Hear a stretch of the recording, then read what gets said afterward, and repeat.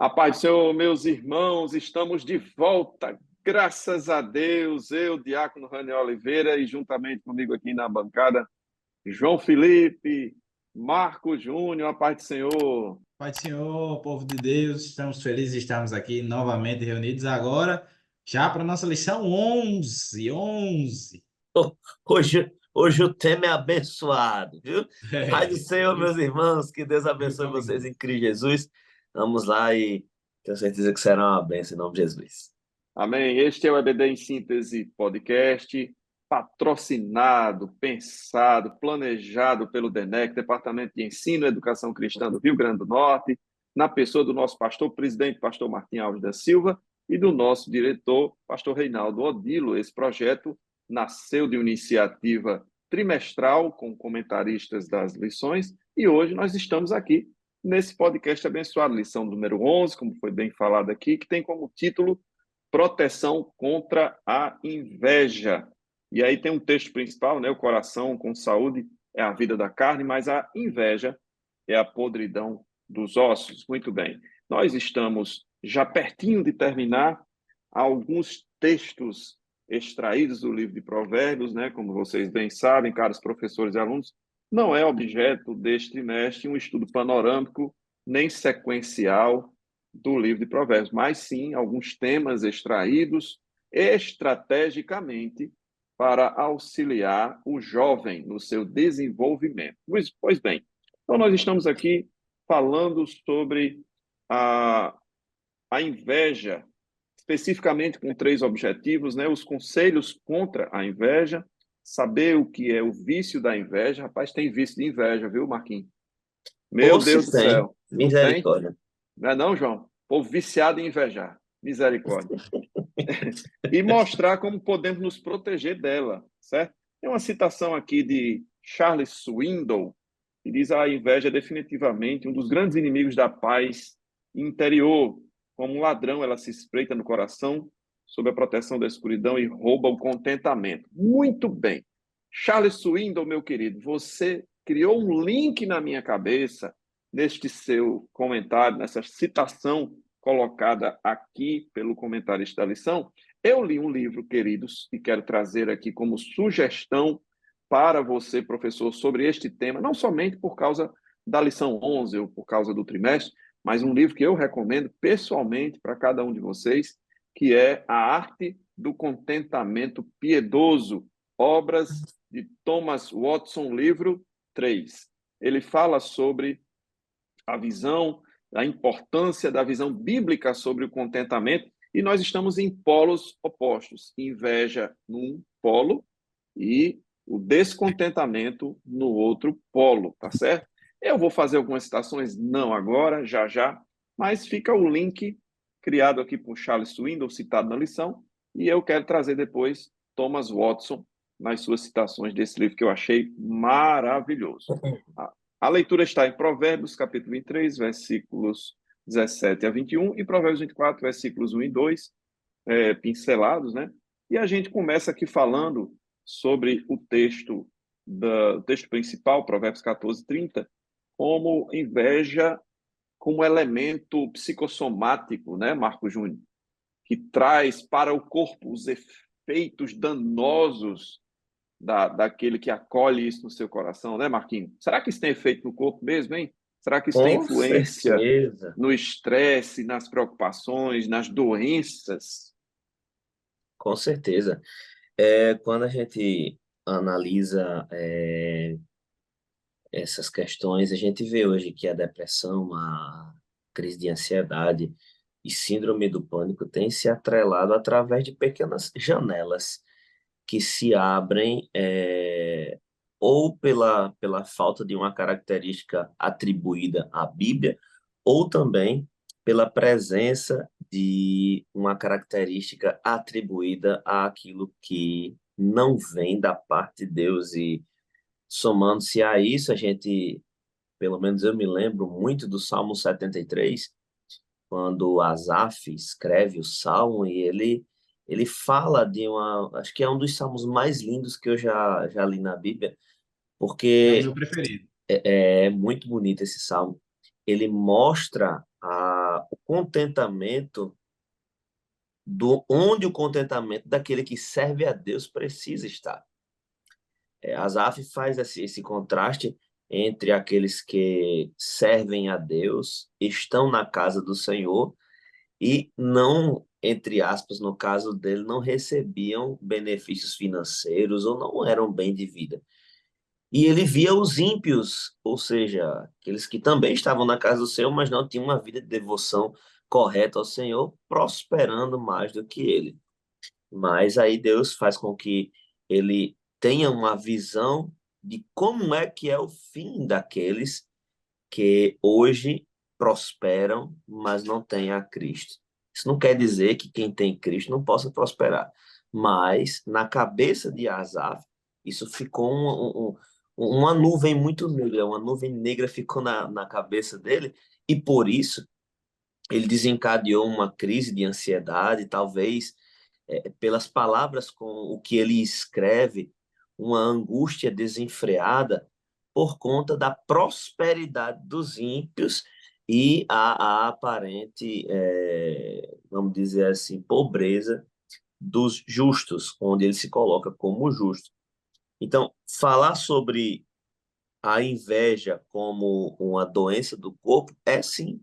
Com certeza ela vai atingir o seu corpo, atinge tua mente, atinge suas fontes de saúde. Às vezes as pessoas que têm inveja não têm ânimo para nada senão buscar se igualar a outra pessoa ou ter o que a outra pessoa possui. O que está escrito num dos 10 mandamentos é que você não pode cobiçar nada do seu próximo, nem a sua mulher, nem nada do que ele possui. Justamente porque cada um tem aquilo que é devido e aquilo que é decorrente do seu trabalho. Então não adianta ter inveja.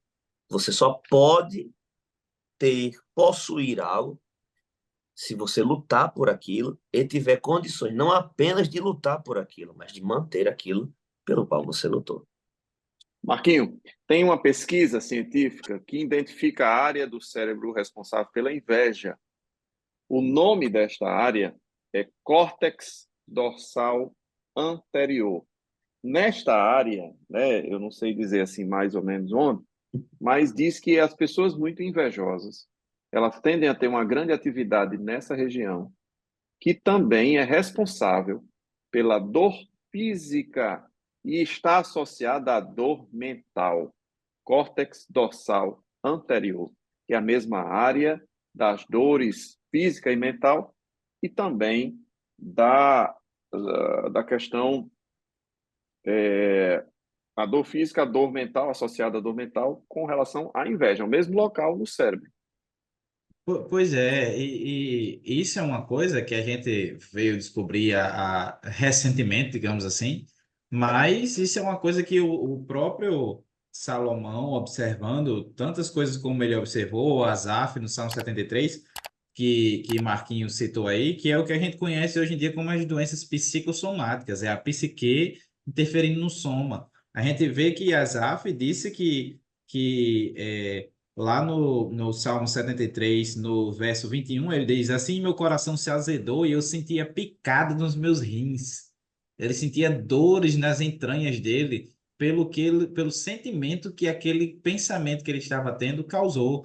A gente vê no próprio provérbio de hoje, no capítulo 14, falando ali no verso 30, que diz: o coração com saúde é a vida da carne, mas a inveja é a podridão dos ossos.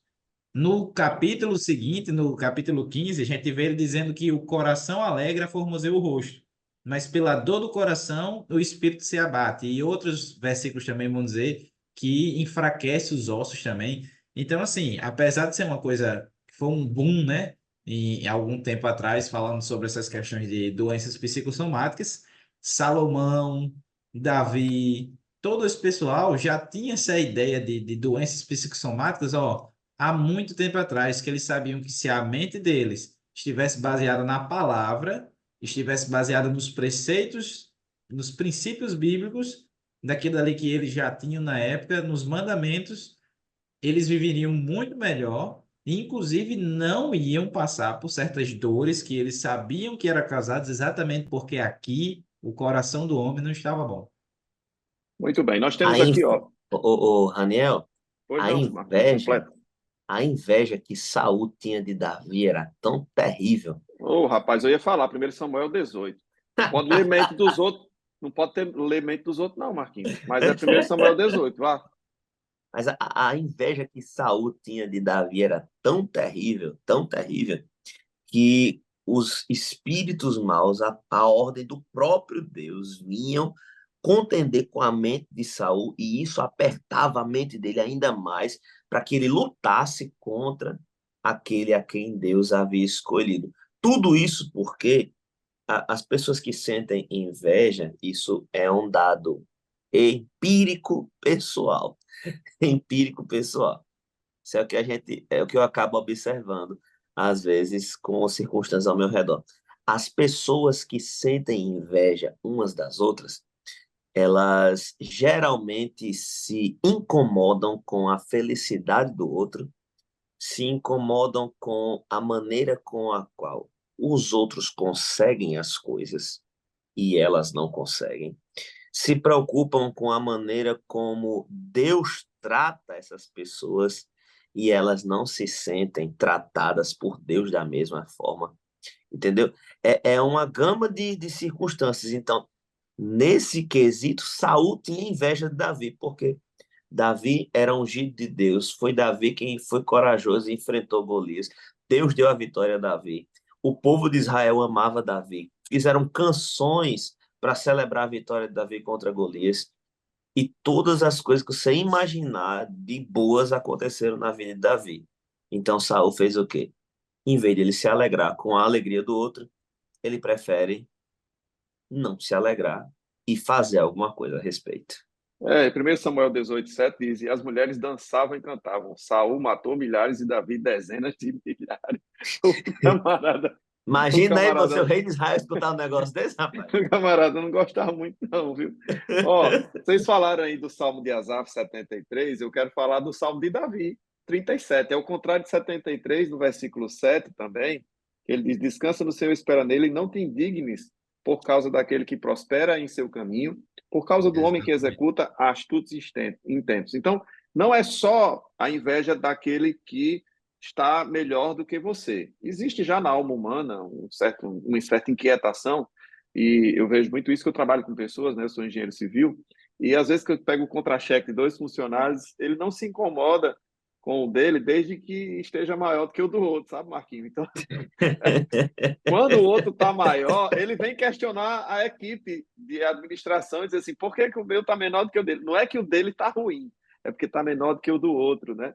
Então, aqui o texto bíblico, ele fala não só da inveja do outro, mas da inveja do ímpio. Então, perceba, aquele que faz coisas más, aquele que faz coisas ruins aos olhos de Deus, sendo próspero, e eu, cristão, dizendo assim para Deus e murmurando contra Deus. Por que que ele está prosperando e eu não? Então, isso se torna especialmente perigoso porque a gente perde a perspectiva do céu.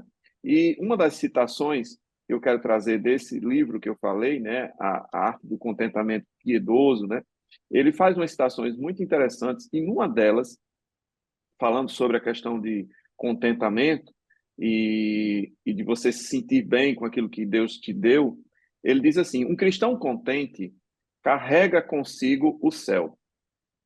Pois o que é o céu, senão aquele doce repouso e contentamento pleno que a alma terá em Deus? Então, quando eu tenho um descontentamento, eu estou tirando a perspectiva do céu dentro de mim, tá? Então, é especialmente perigoso não só invejar os outros, mas ainda mais invejar os ímpios.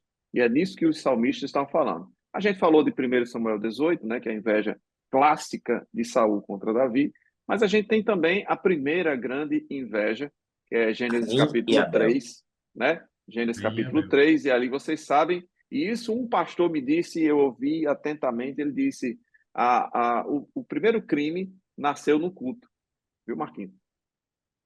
Pois Olha é. só, E foi de inveja. tá E se for certo? pensar que até o primeiro pecado original também nasceu da inveja e da cobiça de uma Exato. criatura que queria ter aquilo que não era para ele. E num culto também. Por E num quê? culto também. Também. Porque eles estavam cultuando ao Senhor Deus Todo-Poderoso e ele desejou estar ali naquela posição.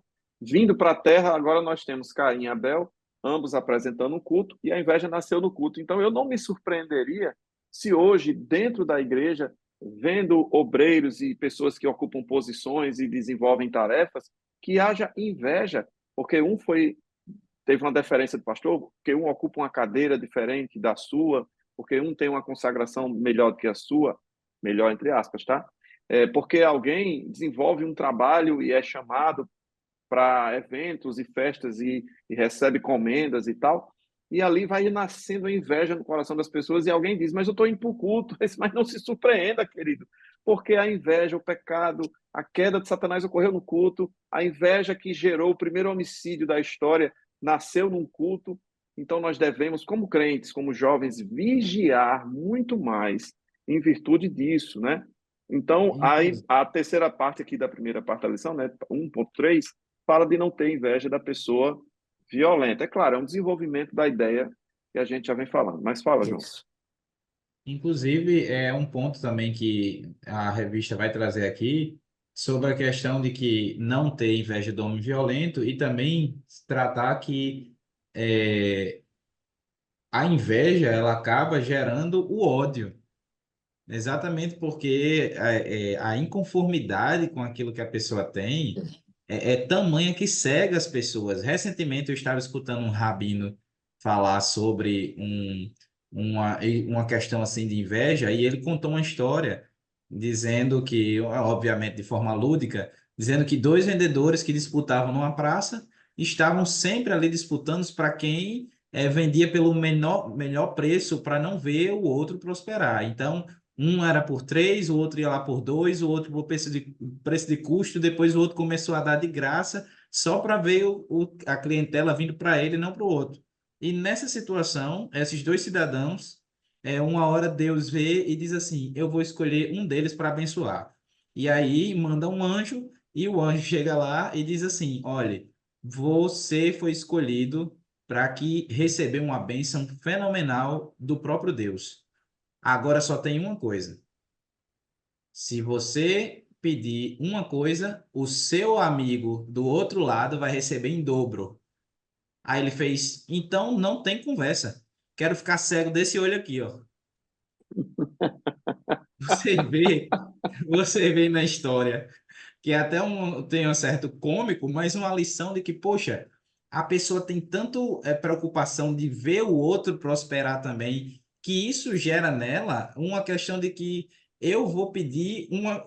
A pessoa foi capaz de pedir uma coisa ruim para ela mesma só para ver o outro não prosperar. E a inveja É, mexe muito com essa questão.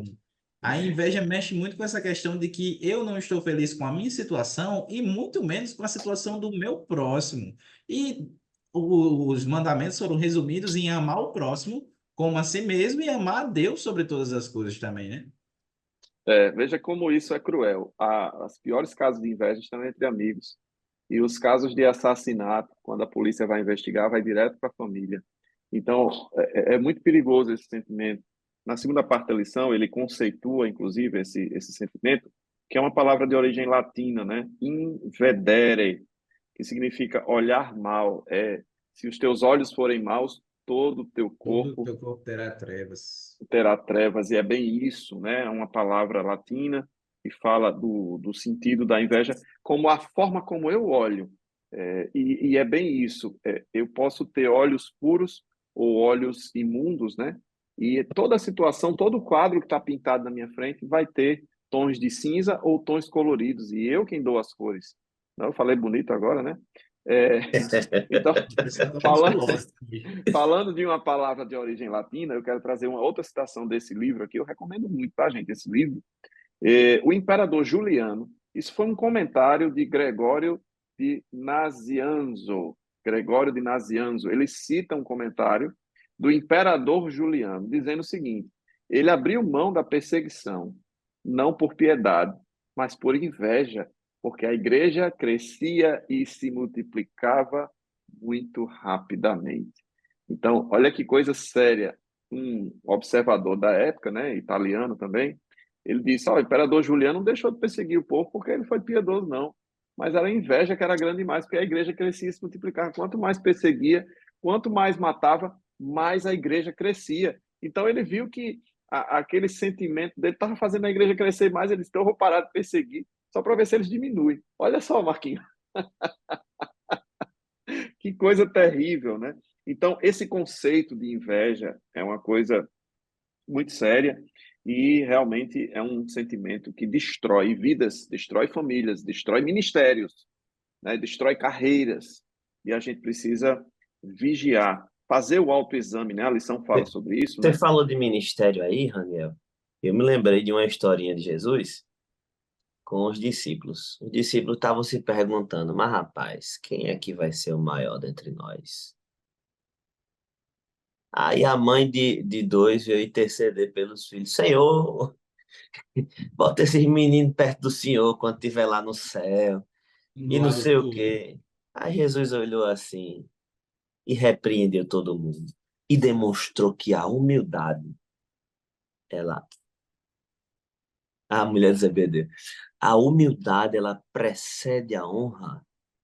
E o maior no reino dos céus, efetivamente, é aquele que se humilha e que transparece através do seu caráter, humildade. Então, são coisas que a gente precisa parar e observar e ter consciência de que esse autoexame que o Raniel ia abordar agora, ele leva a gente ao caráter cristão, a literalmente excluir da nossa vida o que nós chamamos aqui de inveja. Lá em Romanos, lá em 1 Pedro 2:1, lá em Gálatas, que falam sobre as obras da carne, os frutos do Espírito, tudo isso é o exame de Deus, de Cristo, do Espírito Santo, através da palavra, para excluir do nosso caráter qualquer que seja o resquício de inveja, porque a obra de Deus não avança no ritmo de competição. É verdade. Nunca vai avançar. Muitas obras, Aliás, o Marquinho, eu nunca vi nada mais distante da competição do que o ministério. pois é, ministério não é uma competição, por mais que Paulo tenha falado da carreira cristã, que é uma coisa totalmente, não vou dizer oposta, mas é paralela ao ministério. Você corre no ministério, mas corre na vida cristã de outra forma, porque nem sempre traços da sua vida no secreto você precisa expor publicamente. Mas quando você vive o evangelho, aquilo que você vive na sua essência, no secreto, Deus vai pontuando assim, casualmente, aos Mas, olhos das Marquinho, outras o pessoas. ministério é a única carreira que se corre para baixo. É, exatamente. Ele está muito Eu tô um filósofo poeta hoje. hoje. Tô um Ele poeta Tá tá um hoje. fazer poeta. efeito povo, viu? E de fato, quando a gente vê tanto Jesus como o apóstolo Paulo falando acerca de ministério, você não vê nenhum deles falando sobre benefícios do ministério. O único benefício que vem através do ministério é a coroa de glória que não está reservada, como Paulo escreveu lá em 2 Timóteo. Mas o resto, meu amigo, é Paulo dizendo a Timóteo: sofre as aflições como bom soldado de Cristo. É Jesus dizendo: no mundo tereis aflições. É Jesus dizendo: olha, vocês vão ser perseguidos por causa do meu nome. Vocês vão ser perseguidos, muitos vão morrer. E tudo isso trazendo à tona o que é o resultado do ministério na parte terrena, mas na esfera eterna é algo totalmente inimaginável. A gente não consegue imaginar aquilo que Deus tem reservado. Porém, é importante dizer que esse ritmo de competição dentro do ministério é totalmente execrável e, portanto, inexistente. Não tem como a gente ter. Nós estamos trabalhando juntos, está aqui. Nós três, cada um aqui pensa mais do que o outro. Raniel é um PhD, João nem se fala. Eu sou o menor aqui que tem. Eu vou por tabela. Não tem como. Não tem Mas, como. mas você percebe que a comunhão que a comunhão ela precisa existir no corpo de Cristo para que a gente consiga entender a maneira de ser dos outros, sem que essa maneira de ser dos outros faça com que a gente se incomode. Cada corpo tem suas especificidades e nós somos membros uns dos outros e por consequência, membros de Cristo também, que é o cabeça da igreja. Então, não tem como a gente ter inveja. Você já pensou o que é que acontece? O Salomão fala que a inveja é a podridão dos ossos. Você já imaginou o que é que acontece com a parte necrosada do corpo? Tá preta, preta, preta, só misericórdia. Com aquelas coisas todinha que sai quando tá necrosada. Sabe o que é que acontece? Quando não tem mais jeito, vai pra faca, corta, amputa e o corpo vai ficar saudável. E se não tirar, compromete o corpo. Eu E se sei não tirar, compromete o corpo. por experiência própria dentro de hospital recentemente, né? Pois Infelizmente, é. minha mãe passou por esse procedimento. E se não tivesse amputado, não estaria viva, né? Tinha comprometido o corpo todo. É como Jesus fala. Jesus fala sobre o trigo, sobre o joio, e ele espera que cresçam sozinhos os dois, mas lá na frente você vai ver que o joio não pesa. O que pesa é o trigo. E eles são separados mutuamente na maneira como eles frutificam, e daqui a pouco você vê o que é joio e o que é trigo quando você amassa assim. Quando você amassa o joio, só farelo. Quando você amassa o trigo, tem semente na sua mão. Então, isso é o resultado das pessoas que têm inveja umas das outras. Quem não tem inveja, quem procura o benefício da obra, do trabalho e uns dos outros, sempre vai produzir frutos. Ele está inserido lá em Gálatas, os frutos do Espírito. Mas quem não, só vai praticar as obras da carne e vai viver, consequentemente, lutando contra várias pessoas sem fazer o mandamento máximo que Cristo nos ordenou, que é amar uns aos outros como a nós mesmos. Muito bem. As obras infrutuosas da carne, né? Vale lembrar que foi assim Infrutuosa. que Paulo escreveu, né? O fruto, a antítese do infrutuoso. Muito bem. Então, a gente tem aqui já o finalzinho da segunda parte da lição. Tem um texto que é importante ler, professor. Tiago, capítulo 3, 14, 15, 16, para poder se fazer o autoexame. Leia esse texto, né? Se não der tempo de ler os demais.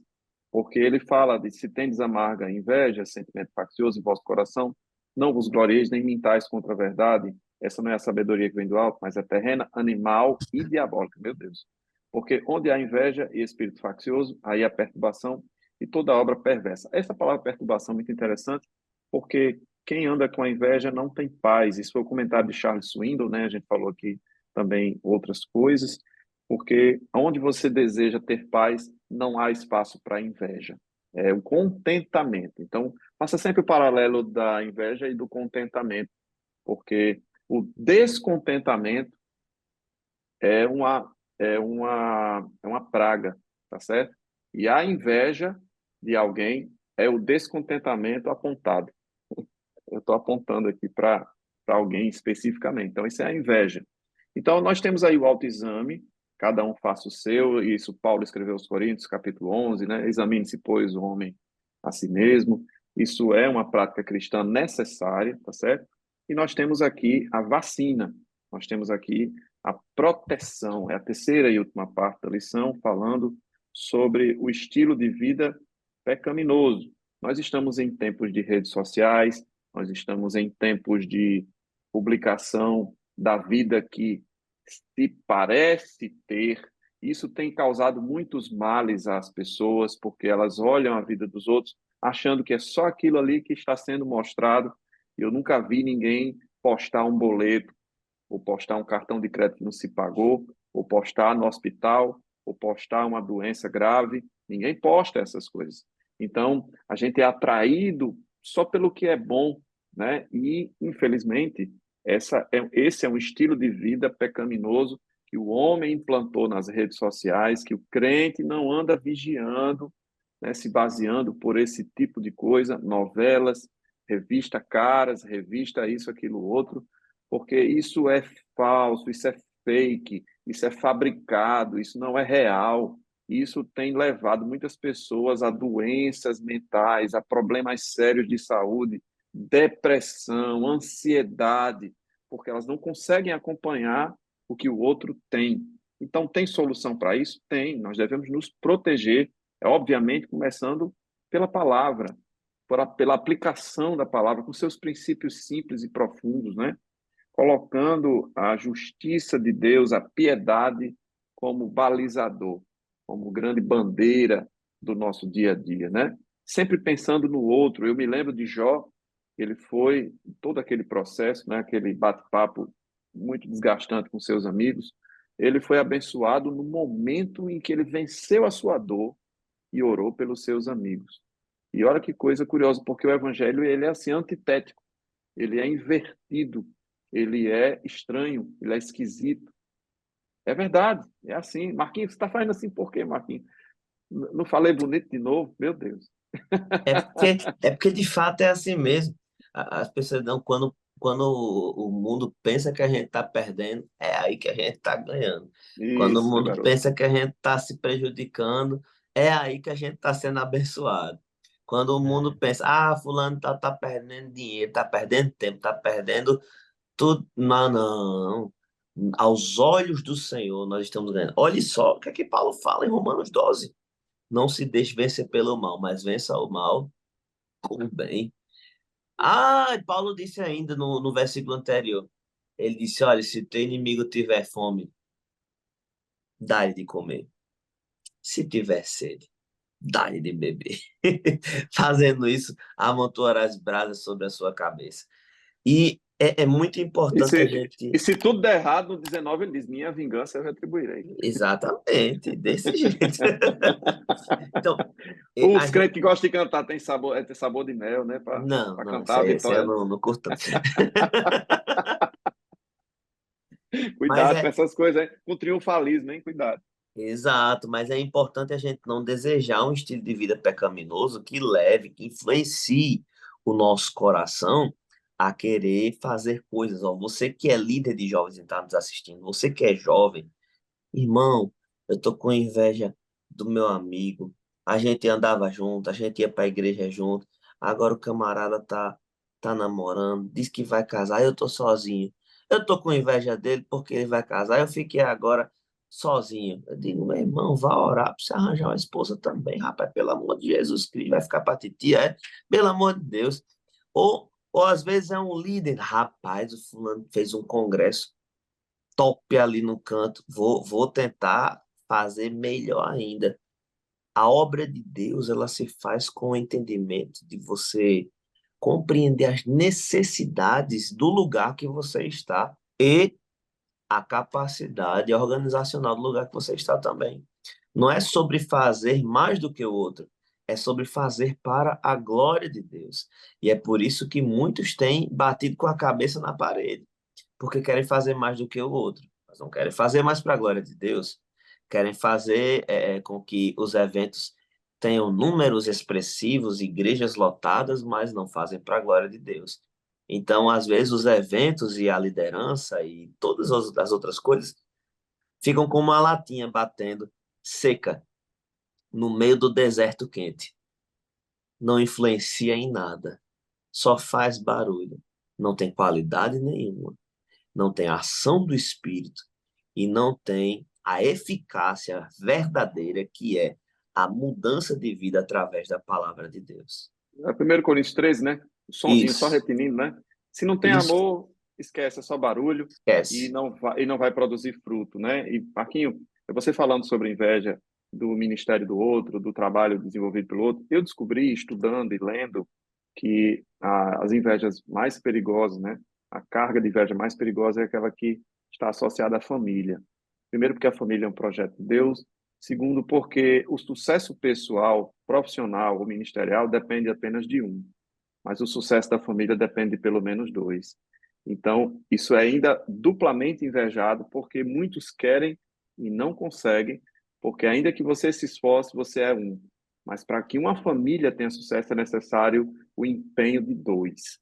Então, é ainda mais complicado quando você divulga o sucesso familiar. Eu já experimentei isso e já passei por isso, inclusive no meu trabalho.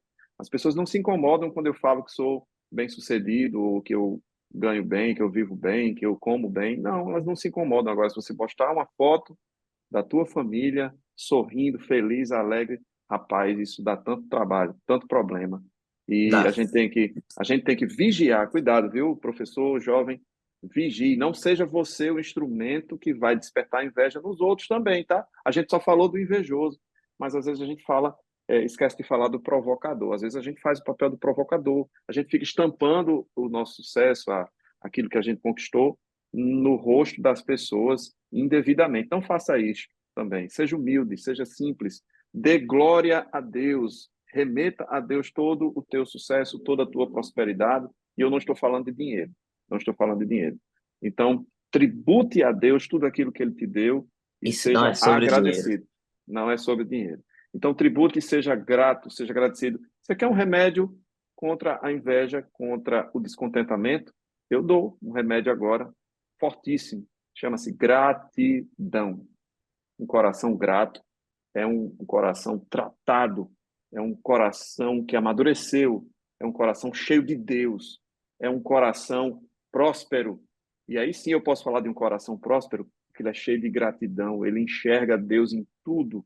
E um copo d'água que ele toma, ele agradece ao Senhor. Não há espaço para inveja, para doença, para problema. E aí eu vi uma reportagem que fala sobre psicossociodrama, é o problema do invejoso. Ele está sempre no drama. E sai do drama, vá para a gratidão. Eu faço aqui o meu comentário final, agradecendo a Deus pela participação dos meus amigos, mas eu não quero que eles corram para fazer o comentário final, não. É só para que a gente caminhe para o final. Agradeço a Deus pela vida de vocês, viu? Sou fã de vocês. Mas pode falar isso aqui? Não, não sei. Mas tudo bem, né, irmão? Vai, João.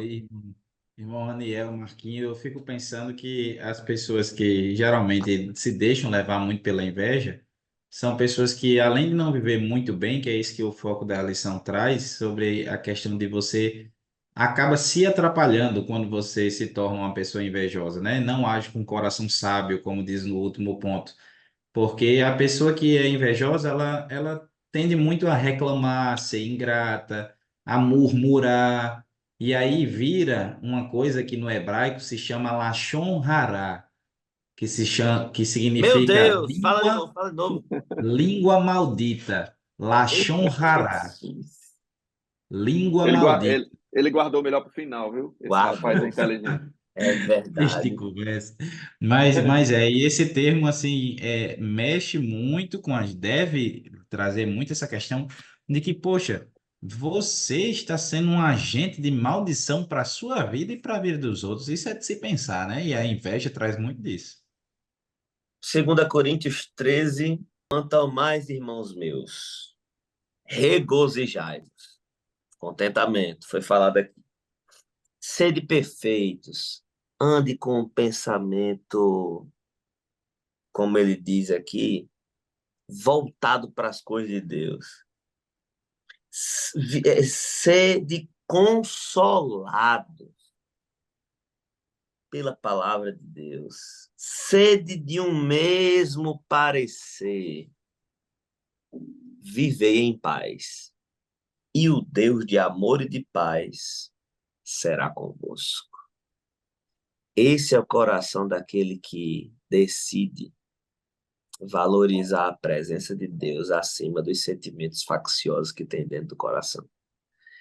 E por último, uma coisa que eu sempre costumo dizer, lendo as cartas de Paulo aos Coríntios, e tem um trecho que Paulo fala sobre a murmuração do povo no deserto. Um dia Jesus falou comigo nesse texto através dessa palavra e disse: meu filho, quem murmura perece, mas quem agradece vive. Os que murmuraram no deserto pereceram, mas apenas 2 agradecidos, repito, 2 agradecidos sobreviveram ao deserto, sobreviveram aos 40 anos de deserto e passaram pelo Jordão e conquistaram a terra prometida, que foi Josué e Caleb. Então, de que grupo você vai ser? Dos murmuradores? Daqueles que estão preocupados demais, ou como disse nosso irmão Raniel, fazendo drama demais? dos dramáticos, daqueles que só se preocupam com coisas, em possuir coisas, em ter coisas, ou você vai agradecer pelo que Deus já lhe deu? Fica a pergunta. Amém. Queridos, muito obrigado. Professor, Deus abençoe tua aula, teu ministério, e estaremos juntos aqui, se Deus quiser, talvez só no próximo trimestre. Mas fica com Deus, Deus abençoe. Marco Júnior, Pai do Senhor, João Felipe, Amém. Pai do Senhor. Deus vos abençoe em Cristo. Pai do Senhor.